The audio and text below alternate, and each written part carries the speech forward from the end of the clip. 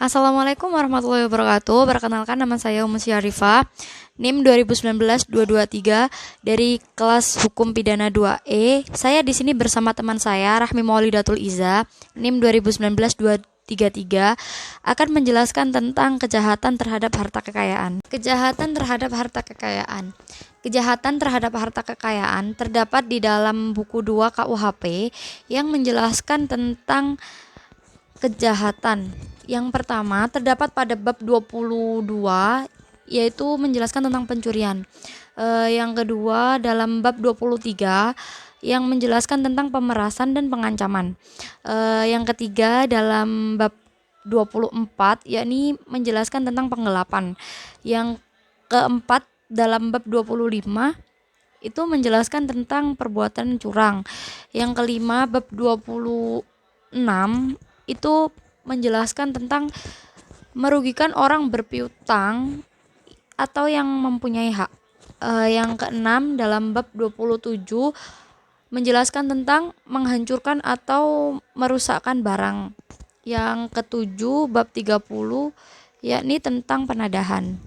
Di sini tindak pidana kejahatan itu memiliki perbedaan dan itu dapat dibedakan antara satu dengan yang lainnya. Yang pertama adalah pencurian. Pencurian itu diartikan mengambil barang orang lain untuk memilikinya, untuk dimilikinya. Yang kedua pemerasan. Pemerasan itu melakukan atau memaksa orang lain dengan kekerasan untuk memberikan sesuatu. Yang ketiga pengancaman, yaitu memaksa orang lain dengan ancaman untuk memberikan sesuatu. Yang keempat penipuan. Penipuan yaitu membujuk orang lain dengan tipu muslihat untuk memberikan sesuatu. Yang kelima penggelapan barang. Penggelapan barang itu dimaksudkan di sini memiliki barang yang bukan haknya tetapi barang itu sudah berada di tangannya. Yang keenam yakni merugikan orang yang berpiutang. Merugikan orang yang berpiutang di sini dijelaskan sebagai orang yang berpiutang berbuat sesuatu terhadap harta kekayaannya dengan merugikan si kreditor atau si berpiutang ini. Jadi yang ini merugikan orang yang berhutang kepada dia. Yang ketujuh yakni penghancuran atau pengrusakan barang. Di sini dijelaskan bahwa melakukan perbuatan terhadap barang orang lain secara merugikan tanpa mengambil barang itu. Jadi setelah dirusak itu tidak diambil. Yang ke-8 yaitu penadahan. Penadahan di sini dijelaskan bahwa menerima atau memperlakukan barang yang diperoleh orang lain secara tindak pidana. Di sini yang pertama saya akan menjelaskan tentang pencurian. Pencurian itu menurut KUHP dapat dibedakan menjadi 5 macam. Yakni yang pertama, pencurian dalam bentuk pokok. Pencurian dalam bentuk pokok ini terdapat 2 unsur, yaitu unsur objektif dan unsur subjektif. Yang pertama unsur subjektif. Unsur subjektif di sini yang pertama itu barang siapa. Barang siapa ini merupakan pelaku dari tindak pidana tersebut dan dapat diartikan sebagai manusia. Yang kedua yaitu mengambil. Mengambil di sini artinya itu membawa barang dari tempat asalnya ke tempat lain. Jadi barang ini tuh dipindahkan, dapat diangkat maupun digerakkan. Yang ketiga yaitu suatu benda. Di sini tuh berarti ada benda yang diambil pelaku, baik itu benda yang berharga maupun benda yang tidak berharga. Yang keempat yaitu sebagian atau seluruhnya kepunyaan orang lain, yang berarti bahwa barang tersebut bukan milik pelaku, tetapi barang tersebut merupakan milik orang lain yang secara utuh maupun sebagian. Selanjutnya unsur subjektif. Di sini disebutkan bahwa unsur subjektifnya yaitu menguasai benda tersebut dengan melawan hukum. Maksud menguasai barang berarti itu untuk dimiliki sendiri atau dijadikan sebagai barang miliknya. Dan di sini Wirjono itu mendefinisikan bahwa memiliki barang dengan melawan hukum itu adalah berbuat sesuatu dengan suatu barang seolah-olah menjadi pemilik barang itu, dan perbuatan si pelaku itu termasuk melanggar hukum. Yang kedua yakni pencurian dengan unsur-unsur yang memberatkan. Di sini dijelaskan bahwa pencurian dengan unsur memberatkan mempunyai arti yang sama dengan pencurian pokok, akan tetapi pencurian itu ditambah dengan unsur lain yang bersifat memberatkan pelaku sehingga ancaman pidananya itu lebih berat daripada pencurian dalam bentuk pokok. Adapun yang termasuk pencurian tersebut adalah sebagai berikut. Yang pertama, pencurian ternak. Yang kedua, pencurian pada waktu ada kebakaran, letusan, banjir, dan gempa bumi. Yang ketiga, pencurian pada waktu malam hari di dalam sebuah rumah ataupun pekarangan tertutup yang ada rumahnya. Yang keempat yaitu pencurian yang dilakukan oleh 2 orang atau lebih dengan bersekutu atau dengan adanya perjanjian. Yang kelima yaitu pencurian yang masuk ke tempat melakukan kejahatan atau untuk sampai pada mengambil barang yang akan diambil. Dilakukannya itu dengan cara merusak, memotong atau memanjat dengan memakai anak kunci palsu, perintah palsu atau pakaian jabatan yang palsu. Dan yang terakhir yaitu pencurian jika pencurian yang tercantum pada butir yang C tadi disertai dengan salah satu dalam butir D dan E, maka diancam dengan pidana penjara paling lama itu 9 tahun. Tiga yaitu pencurian ringan yang diatur pada pasal 364 KUHP. Nilai benda yang dicuri itu semula ditetapkan tidak lebih dari Rp25, akan tetapi dalam peraturan pemerintah pengganti Undang-Undang Nomor 16 Tahun 1960 tentang beberapa perubahan dalam KUHP telah diubah Rp250. Dan dapat diketahui bahwa yang dimaksud pencurian ringan itu dapat berupa yang pertama itu adalah tindak pidana pencurian dalam bentuk pokok. Yang kedua, tindak pidana pencurian yang dilakukan oleh 2 orang atau lebih secara bersama-sama atau secara bersekutu. Yang ketiga, tindak pidana pencurian yang untuk mengusahakan jalan masuk ke tempat kejahatan untuk mencapai benda tersebut. Orang yang bersalah telah melakukan pembongkaran, pengerusakan, pemanjatan atau telah memakai kunci-kunci palsu atau melakukan serangan palsu, dan itu dapat dilakukan dengan syarat yang pertama telah dilakukan di dalam sebuah rumah tempat kediaman. Yang kedua itu tidak dilakukan di atas sebuah pekarangan tertutup yang di atasnya itu terdapat sebuah tempat kediaman atau rumah dari orang tersebut. Yang ketiga itu nilai benda yang dicuri itu tidak lebih dari Rp250, sedangkan untuk waktu sekarang nilai dari benda itu ditentukan sesuai dengan kekayaan dan kepantasan pada waktu sekarang. Yang keempat yaitu pencurian dengan kekerasan yang diatur dalam pasal 365 KUHP.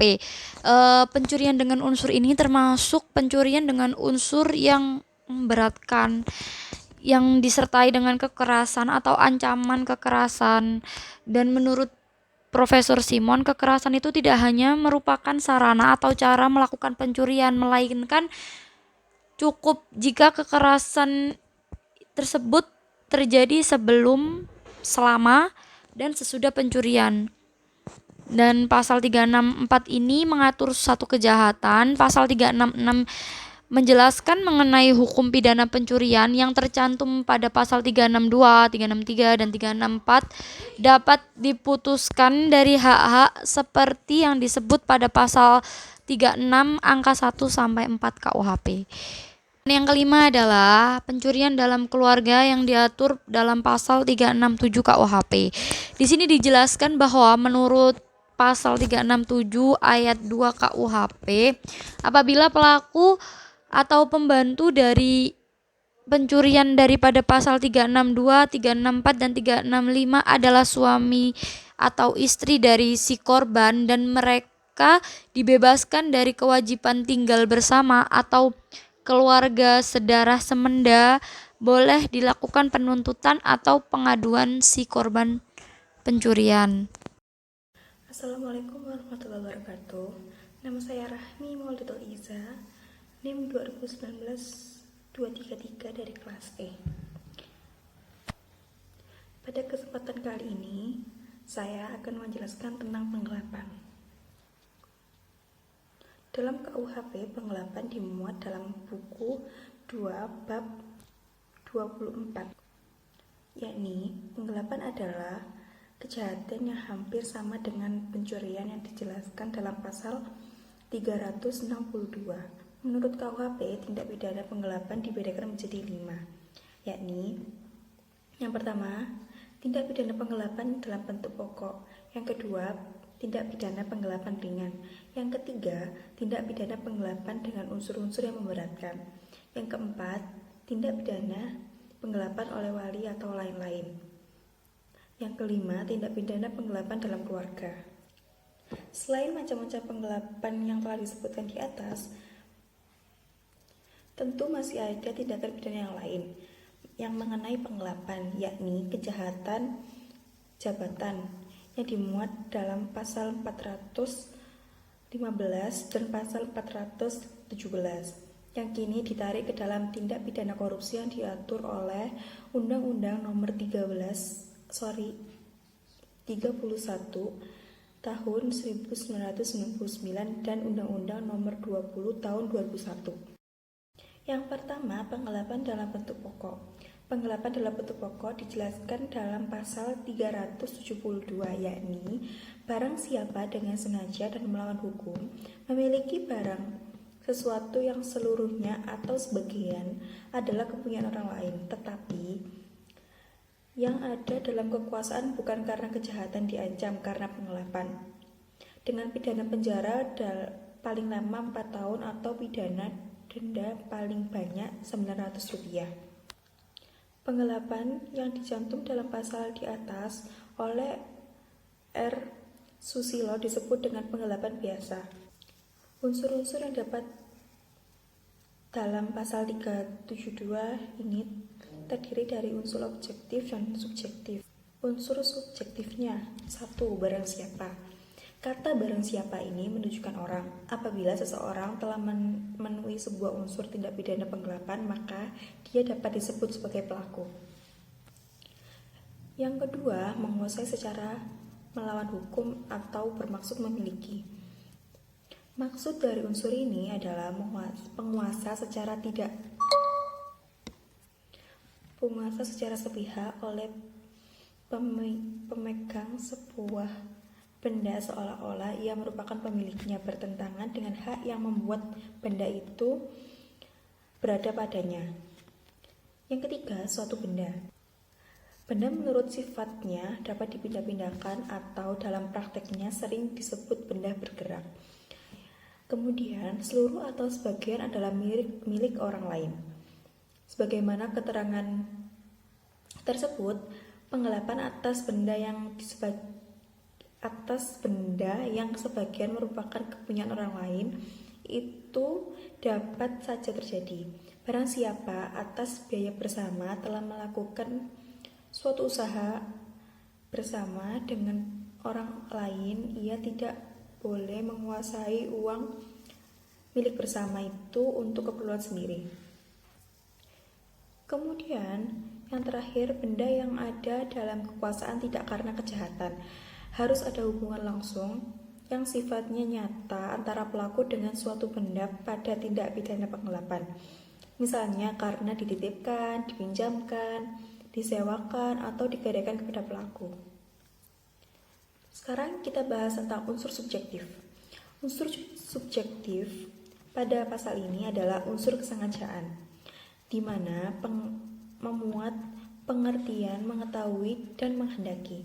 Rumusan pasal 372 KUHP ini mencantum unsur kesengajaan pada tindak pidana penggelapan, sehingga dengan mudah orang menyatakan bahwa penggelapan merupakan delik sengaja. Selanjutnya kita akan menjelaskan tentang penggelapan ringan. Penggelapan ringan diatur pada pasal 373 KUHP. Jika yang digelapkan itu bukan binatang ternak atau hewan dan barang yang harganya tidak lebih dari Rp270,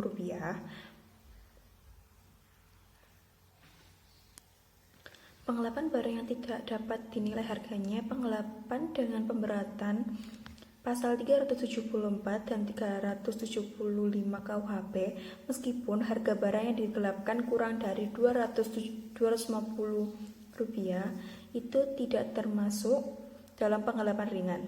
Unsur-unsur yang terkandung dalam pasal ini adalah: yang pertama, semua unsur terkandung dalam 372. Yang kedua, pada pasal ini unsur khususnya yaitu objek benda bukan ternak.